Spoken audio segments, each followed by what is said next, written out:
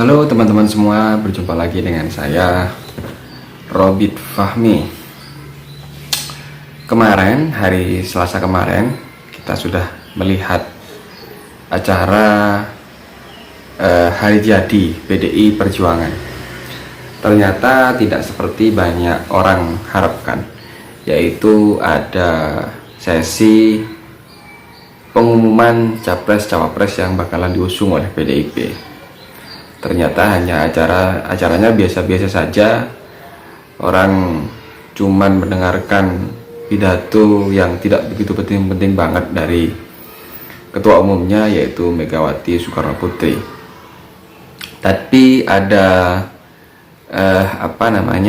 sentilan-sentilan menarik dari sosok Mega, yaitu ketika dia menyentil salah satu partai politik yang mengusung kadernya, yaitu Ganjar Pranowo sebagai capres. Partai siapa ini? Ya siapa lagi kalau bukan partai medsos, partai yang eksisnya cuman di media sosial, dan ketuanya seorang penyanyi, bahkan pernah terpampang di sekian billboard sebagai calon presiden, yaitu Giring Niji. Ya betul, yaitu partai PSI, Partai Solidaritas Indonesia. Baru-baru ini setelah mendapat sentilan dari Megawati, Krisna Tali mengatakan permohonan maaf. Katanya dia ini partai baru, mungkin dirinya terlalu naif, katanya telah mengusung Ganjar sebagai capresnya. Kata Grace itu sebetulnya bentuk apresiasi bahwa PDIP banyak melahirkan kader bangsa, kader yang menjadi tokoh bangsa. Tapi tetap sajalah, secara etika politik menurut saya pribadi harusnya mendapat izin dulu dari ketua umum untuk mengusung kadernya. Lah ini ujuk-ujuk tiba-tiba tidak ada proses komunikasi apapun mengusung Ganjar Pranowo. Ini etika politiknya bagaimana? Ya memang demikianlah PSI, partai yang menurut saya satu-satunya partai politik yang katanya banyak dihuni oleh kaum milenial yang ya hanya sebatas eksistensinya di media sosial saja. Buktinya di 2019 dia tidak memenuhi 20%, ambang batas 20%. Bukan ambang batas, dia tidak memenuhi kursinya, akhirnya tidak memiliki kursi di DPR RI. Ya begitulah, dia hanya sebatas seringkali caper, kalau bahasa Jawanya itu cari muka. Dulu ketika Pilpres pernah memberikan penghargaan ya tidak penting-penting amat lah. Dan bahkan di daerah saya sendiri di Kabupaten Jember, PSI itu kayaknya sudah tidak ada. Seluruh pengurusnya justru sekarang pindah ke Partai Nasdem kalau tidak salah. Lah, menariknya lagi, ketika kemarin hari jadi PDIP, Ganjar yang dicapreskan oleh PSI justru tidak mendapatkan perlakuan istimewa oleh ketua umumnya, yaitu Megawati. Dia walaupun ketika datang itu dikerubuti oleh kader-kader PDIP, minta foto, terus kemudian dimintai wawancara oleh wartawan, dia duduk di barisan ketiga.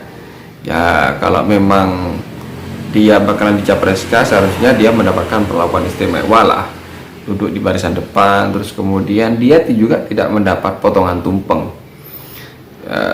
dari ketua umumnya. Ya kayaknya dia diperlakukan nomor sekian ya dari sekian kader. Mungkin ini apakah sinyal bahwa rekomendasi capres dari PDIP tidak bakalan jatuh kepada Ganjar Pranowo? Ya mungkin orang bakalan bertanya-tanya semenjak kejadian di hari ulang tahun ini ketika Ganjar justru tidak mendapatkan tempat. Apakah iya nantinya rekomendasi itu bakalan diberikan justru kepada putrinya, yaitu Puan Maharani? Ini publik masih bertanya-tanya dan menunggu siapa yang bakalan dicalonkan oleh Megawati. Kenapa banyak orang yang menunggu capres yang bakalan diusung oleh PDIP? Ya karena satu, PDIP saat ini sebagai partai penguasa, dia tanpa koalisi sudah bisa mengusung capres sendiri, dan Presiden Jokowi juga pengusung utamanya yaitu PDIP. Makanya publik bertanya-tanya, ini kekuatan besar ini bakalan mengusung siapa?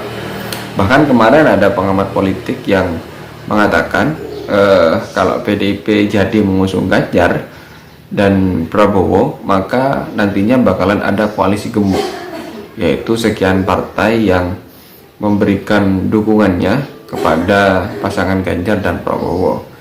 Sementara di pihak lain ada pasangan Anies, entah dia dengan siapa. Nah, ini kemungkinan besar yang dipaparkan oleh, saya tidak tahu siapa kemarin, saya lupa tapi saya sempat baca di media mainstream, media online.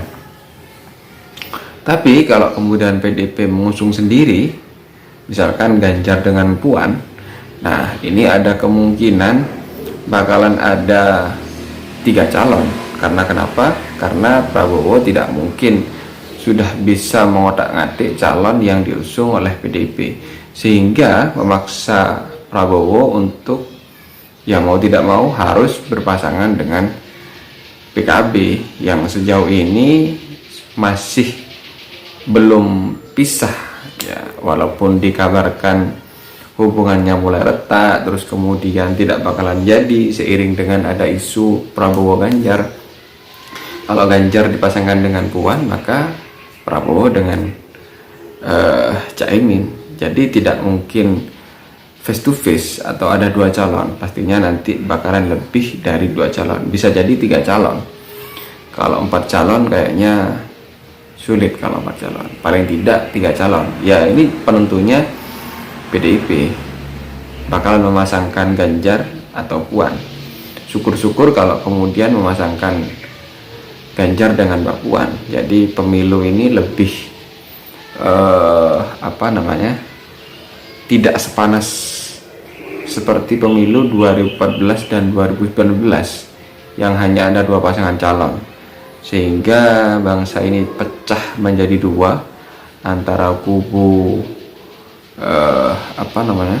kubu pendukung Prabowo dan kubu pendukung Jokowi. Bahkan mereka masing-masing di antara mereka memiliki julukan masing-masing, yaitu cebong dan kampret. Kita tidak ingin bangsa ini pecah kembali menjadi 2 karena fanatisme yang buta. Padahal siapapun yang jadi, kita tidak akan mendapatkan apa-apa terkecuali mereka yang mendukungnya berada di lingkaran calon atau berada sebagai orang terdekat lah, baru mereka bisa mendapatkan kue kekuasaan. Makanya pesan saya, siapapun calonnya, berapapun calonnya nanti, sudahlah, jangan terlalu diambil hati, jangan terlalu dijadikan baper siapapun yang menang, karena kita tidak bakal mendapat apa-apa kecuali kebijakannya yang akan rusak, atau kebijakannya lebih pro kepada orang dekatnya, golongannya, dan oligarki yang berada di belakangnya. Sekian dari saya. Assalamualaikum warahmatullahi wabarakatuh.